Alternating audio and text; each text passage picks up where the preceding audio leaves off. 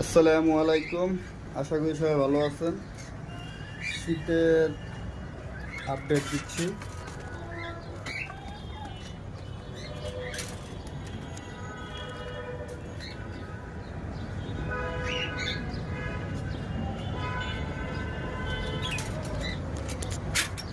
হ্যাঁ, এখানে বাজিগারের কি অবস্থা দেখি। জাপানিজ বাজিগার,